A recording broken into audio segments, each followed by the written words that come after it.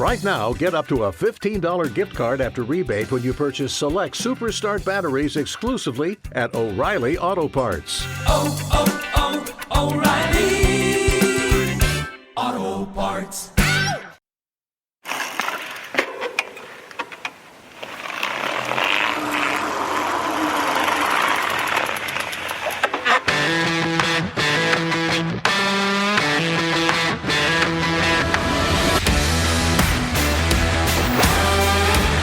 Hola, bienvenidos y bienvenidas una semana más a Ciclismo Evolutivo, ya sabéis, el podcast donde unimos práctica, ciencia y experiencia para hablar sobre entrenamiento, nutrición, psicología y todo aquello que tenga que ver con el rendimiento y la salud en ciclismo. Hoy os voy a hablar de un tema que tenía muchas ganas de tratar. Cuando salga este episodio, llevaré casi 200. Si me hubieran preguntado al empezar, diría que es imposible que haya tantos episodios profundizando en temas nuevos sin repetirse. Y sin embargo, ocurre al revés. Conforme vamos aprendiendo conceptos, se abren más abanicos de distintos caminos para explorar. La ciencia del deporte, sin duda alguna, es un fractal. Este es un tema difícil, del que no hay demasiado publicado, así que lo trataremos desde una perspectiva múltiple, abordándolo desde diferentes puntos de vista. Hablaremos hoy sobre qué dice la ciencia, sobre la eficiencia de pedaleo y de carrera, de si hay un patrón de pedaleo o carrera mejor que los demás y de si esto se puede entrenar y nos puede ayudar a prevenir lesiones.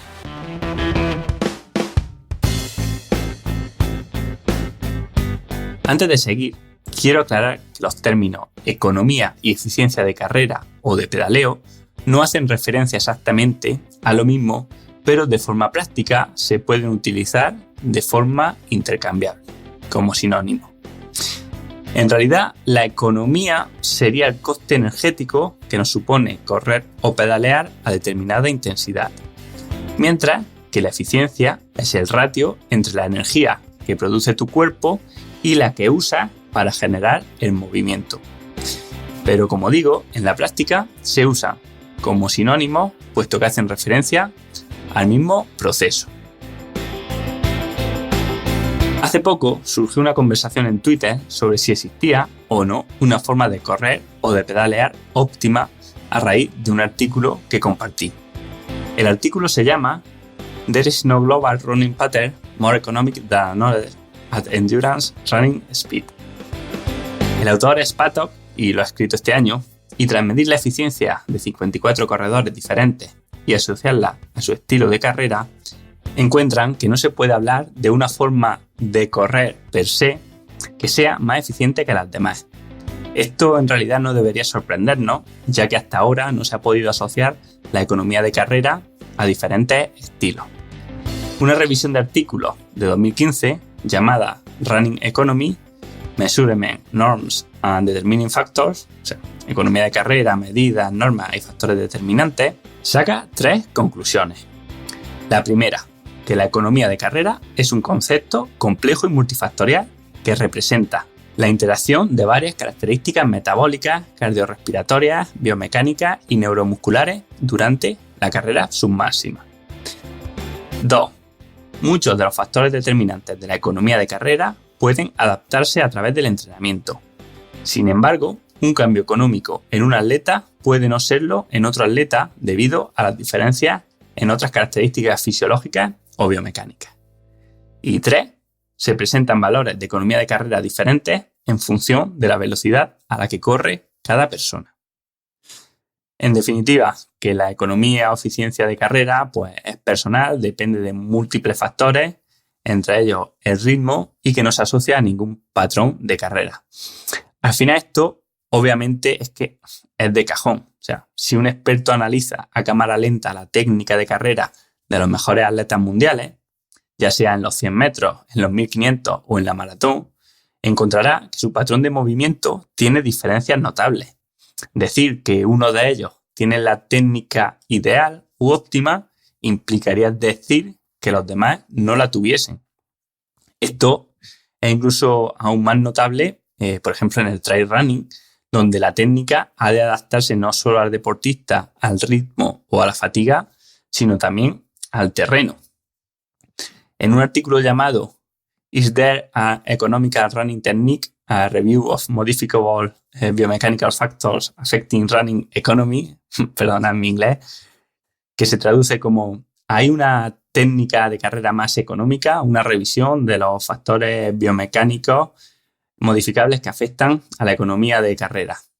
Isabel Moore, que es la científica que lo hace, en 2016 revisa la ciencia publicada sobre la técnica de carrera hasta entonces para concluir que, pese a que hay patrones de movimiento incorrectos y negativos, no parece haber una técnica de carrera ideal, que se pueda estudiar como la más efectiva y que sea copiada por los demás. A la misma conclusión llega en 2017 Luciana en su artículo Similar Running Economy with Different Running Patterns along the Aerial Terrestrial Continuum, que dice así: diferentes patrones de carrera se asociaron con tasas de eficiencia similares. Abro un inciso y es que a partir de ahora voy a nombrar todos los títulos de los artículos que queden en castellano, igual que hago con las conclusiones, porque aunque sé que los títulos se deberían decir en inglés, creo que mi pronunciación no es lo suficientemente buena y voy a honrar más a los autores si lo traduzco que si no. Bien, dicho eso, incluso en deportes tan marcados por la técnica como puede ser el tenis, el fútbol o el baloncesto, se aprecian patrones de lanzamiento, saque o disparo diferentes entre los distintos deportistas. Claro, si pensásemos que hay un patrón técnico ideal u óptimo, deberíamos hacernos la siguiente pregunta: ¿quién saca mal? ¿Nadal, Federer o Djokovic? Porque cada uno de los tres saca diferente. ¿Veis por dónde vamos, no? Es una absurdez pensar en que haya una forma de pedalear óptima como aún defienden algunos. Sin embargo, ciertamente en el ciclismo contamos con algo que los demás deportes no tienen: un medidor de fuerza, el potenciómetro, que nos da información tanto de la fuerza que se aplica en el pedal en cada momento del giro de las bielas, como de la dirección en la que esta fuerza se aplica. La idea, tras la teoría de que existe un patrón de movimiento o de pedaleo ideal, es que si tenemos en cuenta las fuerzas que aplican en cada momento del ciclo de pedalada y la dirección en la que actúan, o sea, si lo hacen ayudando a la rotación del pedal o si esa energía se aplica en una dirección equivocada y solo contribuye a intentar doblar o deformar la biela, podríamos encontrar un patrón de pedaleo que sea óptimo, en el cual se minimicen o se lleven a cero las fuerzas que hacen o que generan torsión en la biela y que no ayudan y que no empujan en la dirección del pedaleo. Y este análisis, de forma reduccionista, tiene mucho sentido, obviamente, puesto que al final lo que buscamos con el entrenamiento es mover los pedales más rápido y para ello pues tenemos que aplicar las fuerzas en el sentido en el que giran los pedales. Sin embargo, cuando abrimos el zoom aparecen cosas que no nos esperábamos. Y es que esta idea parte de la falsa premisa de equiparar la eficiencia del pedaleo a la eficiencia del organismo, que en inglés se llama eficiencia bruta, o al menos así traduzco yo gross efficiency. Pero es un grave error equiparar ambos conceptos. El ser humano no es un motor y hay ciertos rangos de movimiento donde nos cuesta más trabajo aplicar la fuerza que en otros. Si te pones de cuclillas, verás que te cuesta mucho más trabajo hacer fuerza en los primeros grados del movimiento que en la mitad. La angulación del gesto, así como los músculos implicados, hacen que los seres humanos seamos más o menos eficientes en distintos ejercicios.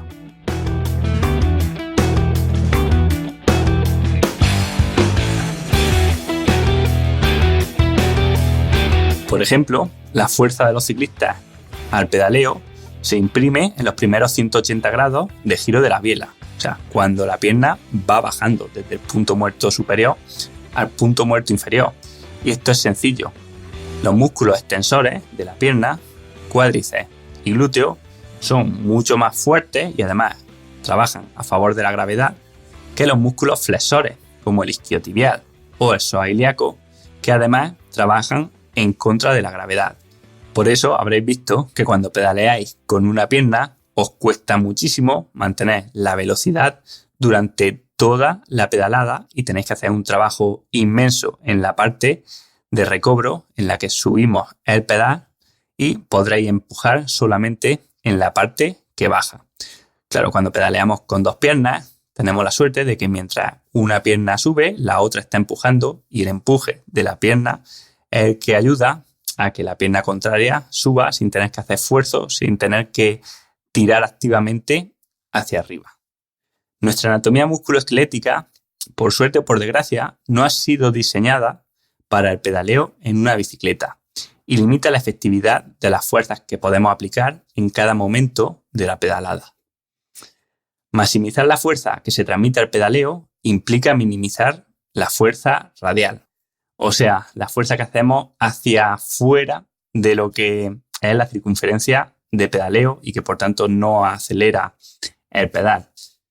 Pero sin embargo, debido a los constreñimientos que impone la posición en la bicicleta para el pedaleo, se necesita cierta cantidad de fuerza radial, la que se supone que es negativa para el pedaleo, para que los músculos puedan funcionar de una manera eficiente. En un elegante estudio llamado Predicción de la eficiencia energética en las fuerzas que actúan en el pedal en el ciclismo usando modelos de simulación musculoesquelético, Hodge y colaboradores en 2010 demostraron que se necesita una cantidad significativa de fuerza radial para maximizar la eficiencia en ciclismo, demostrando la utilidad limitada de las medidas de efectividad mecánica de las fuerzas que actúan en el pedal. Así pues, vemos como la eficiencia de pedaleo no tiene por qué relacionarse con la eficiencia bruta del organismo, o sea, con la cantidad de energía que necesitamos para realizar determinada intensidad. Pero ni siquiera esta eficiencia bruta debería ser nuestro objetivo del entrenamiento o la forma en que midamos las mejoras. A fin de cuentas, no gana el ciclista o el atleta más eficiente, sino que gana el más rápido en una distancia determinada. Y esto puede o puede que no tenga que ver con la eficiencia. ¿Por qué lo digo? Bueno, por ejemplo, seguro que habéis leído algunos artículos diciendo que estábamos equivocados y que la cadencia más eficiente para pedalear está entre 60 y 70 revoluciones por minuto. Y tienen razón, o sea, se ha comprobado en numerosos estudios, además antiguos ya, que los deportistas de la muestra necesitan menos oxígeno para ir a determinada intensidad submáxima si pedalean a cadencias bajas que si pedalean a cadencias altas. Sin embargo, también todos sabemos de forma empírica, cuando lo hemos probado en la vida real, que para rendir en esfuerzos largos es importante llevar una cadencia autoseleccionada que normalmente suele ser bastante más alta de estas 60 o 70 revoluciones por minuto. El menor gasto energético a cadencias bajas lleva aparejado también un mayor desgaste muscular, que actúa como limitante del rendimiento. Este ejemplo ilustra muy bien cómo el patrón de pedaleo o a la cadencia a la que somos más eficientes no es la cadencia a la que somos más resistentes y por ende más rápido. Así que una vez más el cuerpo nos muestra su gran complejidad y la inutilidad de reducirlo todo a un único indicador. Antes de seguir con la parte más práctica del podcast, quiero deciros que este episodio está patrocinado por mí y por mi libro La naturaleza del entrenamiento. Para no repetir lo que digo en otros episodios, a partir de ahora leeré algunas reseñas públicas que han llegado a la web de Amazon donde se vende el libro. Por ejemplo, esta de Curro Clavero, que dice: revolucionario y transgresor, por decir lo que dice en la era digital y tecnológica del exceso de datos e información absurda por innecesaria, y que nos distrae de lo realmente importante. Nuestras raíces humanas, nuestros mecanismos de regulación ancestrales y evolutivos, nuestra genética y cómo y con qué cosas ha evolucionado y, por supuesto, las acciones simples para abordar nuestra complejidad como humanos. Es un libro del futuro volviendo al pasado en el presente. Mido lo que me aporta un libro por la cantidad de frases que subrayo. Y con este he gastado 2 fluorescentes. Bueno, pues muchas gracias, Curro, por la reseña. Y también deciros que si habéis leído el libro y os ha gustado, pues os animo a que hagáis también lo mismo y nos dejéis vuestra reseña en Amazon, que a mí personalmente me ayuda mucho. Y así seguimos con el episodio y con esta segunda parte que creo que os va a sorprender y en algunos casos resonará con vosotros y os ayudará y en otros pensaréis que estoy chalado. Pero en cualquier caso, vamos allá. Bueno, pues como decía al terminar el apartado anterior, la técnica de carrera o de pedaleo es un gesto complejo que depende de la interrelación entre numerosos factores, como son la genética del deportista, su historial de entrenamiento y el aprendizaje de gestos, su patrón motor, la fuerza y el tipo de fibras musculares y otros condicionantes como la fatiga experimentada, el terreno, la intensidad, los rivales, el material, las reglas del juego o el objetivo.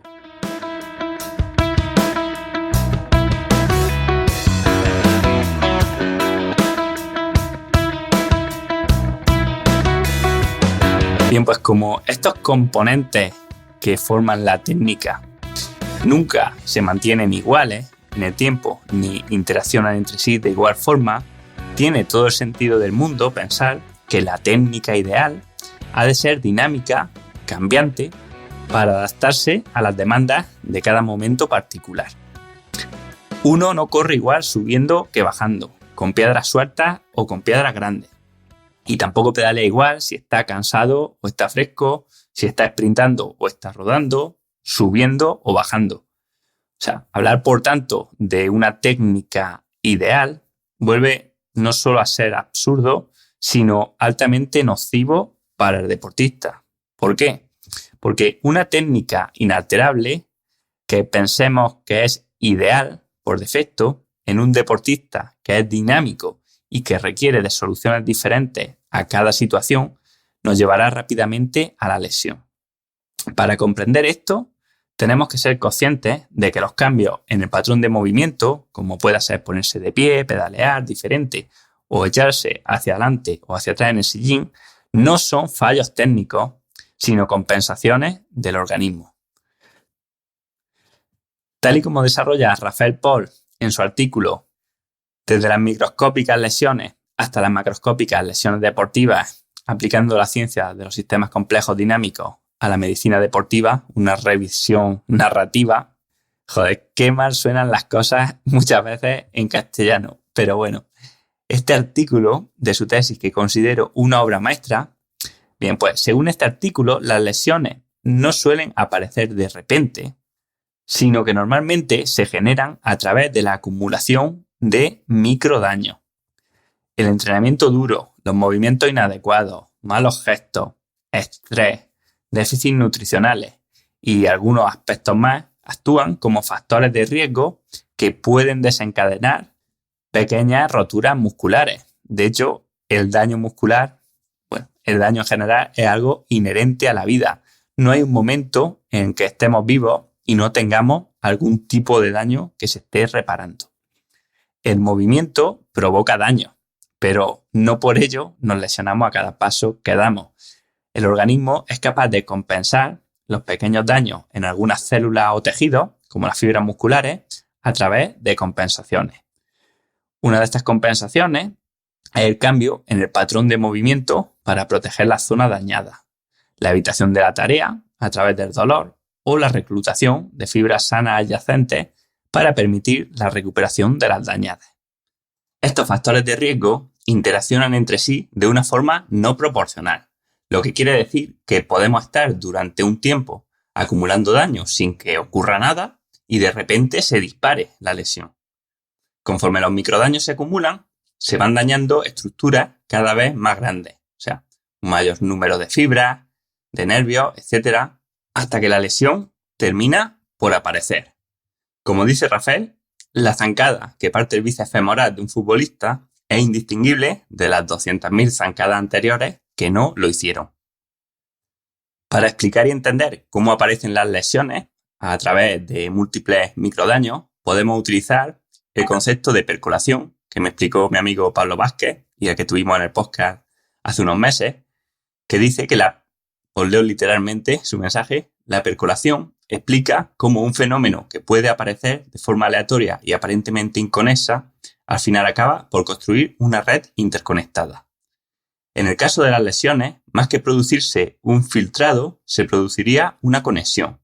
Por ejemplo, imagina que en un sprint te provoca una pequeña rotura a nivel miofibrilar, pero en lugar de parar, sigues y al día siguiente vuelves a apretar y se producen más lesiones a ese nivel, pero sin conexión entre ellas.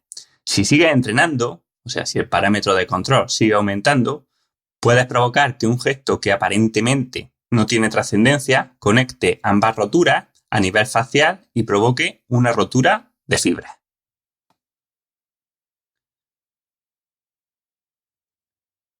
Bien, obviamente no todas las lesiones se producen por percolación o acumulación de daño, sino que obviamente también incluso un deportista sano se puede lesionar si le pegan un hachazo en la pierna. Pero cuanto más sano y adaptativo sea el deportista, mayor ha de ser la magnitud de la perturbación que provoque la lesión. Un deportista fresco, sano y en forma se dice que es flexible porque puede compensar rápidamente las perturbaciones y daños que sufre con compensaciones sistémicas, ¿vale? Es como golpear una hoja nueva, una hoja verde. La hoja se adapta y no se daña, ¿vale? Como la plastilina. Un deportista a punto de lesionarse, inadaptativo, en el que actúan y han actuado muchos factores de riesgo, muchos constreñimientos, decimos que está en un estado más rígido porque es incapaz de absorber la perturbación y ésta predispone a romperle. Es como, siguiendo el ejemplo anterior, golpear una hoja que ya está caduca, que ya está amarilla. La hoja se cae o se parte, pero no se adapta. De estos conceptos de flexibilidad y rigidez podemos hablar mucho en sistemas biológicos. De hecho, creo que lo usé ya en un podcast para explicar el proceso de fatiga. Incluso en el libro lo explico, ¿no? Como el deportista se va haciendo menos adaptativo, más rígido conforme avanza la fatiga. Lo vemos en los niños y en las personas mayores, ¿no? Como los niños son más adaptativos y son más flexibles y cualquier perturbación pues es menos probable que les afecte o que los lesione que a una persona más mayor. Bien, pues siguiendo con el tema de la técnica, tenemos que decir que la técnica perfecta u óptima es cambiante porque las demandas que afectan al deportista son cambiantes. En ocasiones necesitas ponerte de pie para descargar y recuperar los cuádriceps, o para aplicar más potencia, o para desbloquear y aliviar el dolor de espalda. Necesitas cambiar el pedaleo si la pendiente es alta o si la cadencia es muy alta en una bajada. Si siempre mantuviésemos el patrón de pedaleo fijo, no solo seremos incapaces de adaptarnos a las necesidades cambiantes, sino que llegaremos más rápidamente a una sobrecarga local que nos lleve a la lesión al no permitir parte de los mecanismos compensatorios del cuerpo actuar.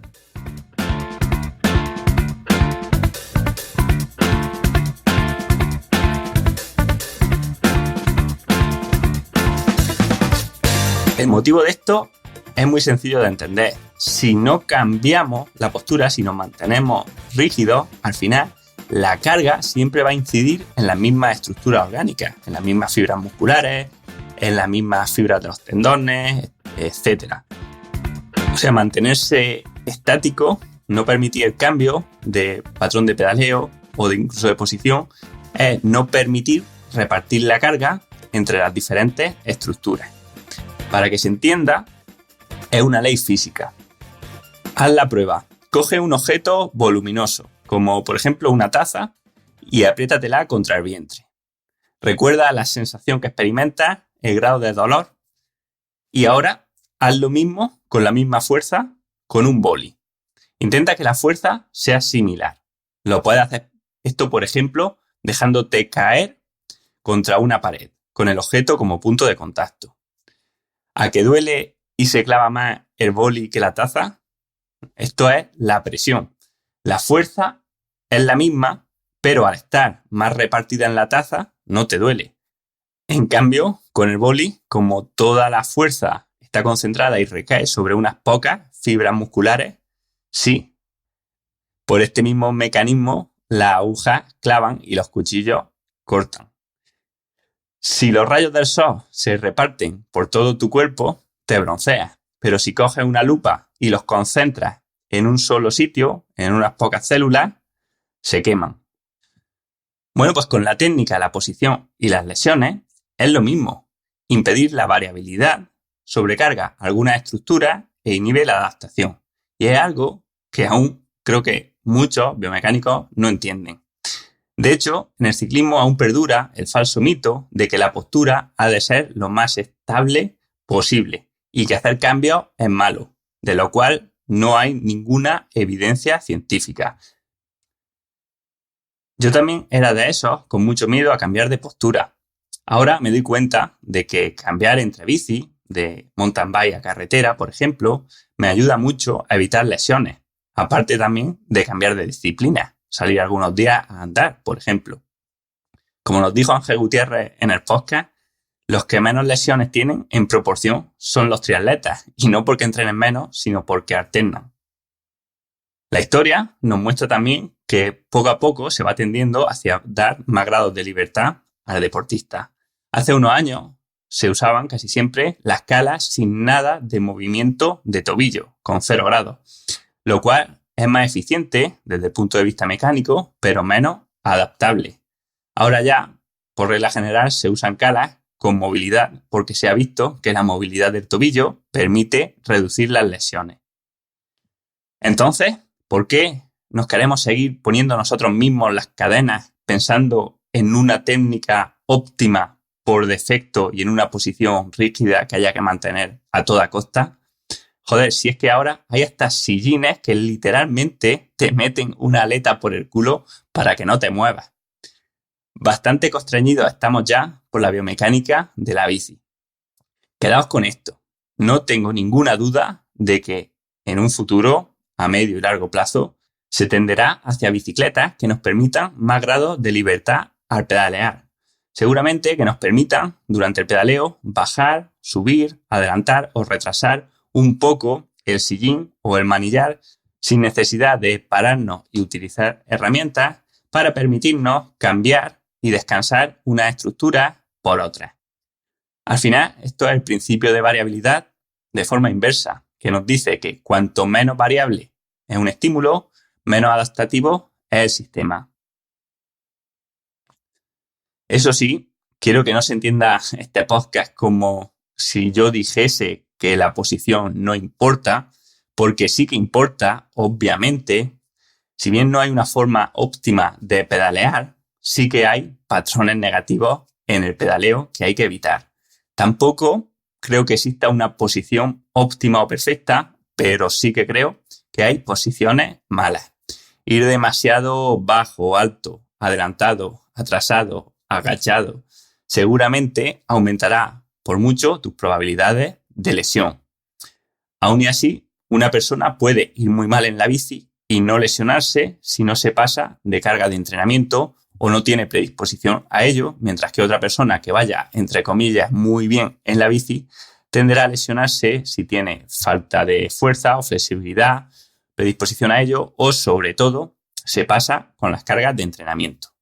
Las lesiones, por tanto, se han de empezar a tratar, y ya hay muchos estudios que lo hacen, desde la perspectiva de los sistemas complejos, por lo que no podemos hablar de relaciones de causa y efecto entre posición y lesiones, pero sí hablar de aumento de probabilidades de lesión. Para terminar, un par de preguntas. Una, ¿se puede mejorar la eficiencia de pedaleo? Bueno, pues en cualquier caso, mientras que las mejoras en la economía a través del cambio del patrón de pedaleo son contradictorias, de lo que sí hay mucha evidencia es de que la economía de pedaleo o de carrera se puede mejorar a través del entrenamiento. Específicamente, el entrenamiento de alta intensidad ha sido el tipo de entrenamiento que mayor mejora de la economía de movimiento hemos mostrado. Los artículos de Hopker y colaboradores, por ejemplo, en 2010, muestran claramente cómo este tipo de trabajo mejora entre un 1 y un 2% la eficiencia bruta. Del mismo modo, el trabajo de fuerza en ciclistas o el trabajo de fuerza y pliometría en corredores también han demostrado en diversos artículos cómo tienen el potencial de mejorar el rendimiento a través de un aumento de la eficiencia. Por último, y para mi sorpresa, no se han encontrado diferencias en la economía de carrera o pedaleo con el entrenamiento de baja intensidad. Lo que no quiere decir que no las pueda haber, pero seguramente su efecto es más moderado o se da a lo largo de los años.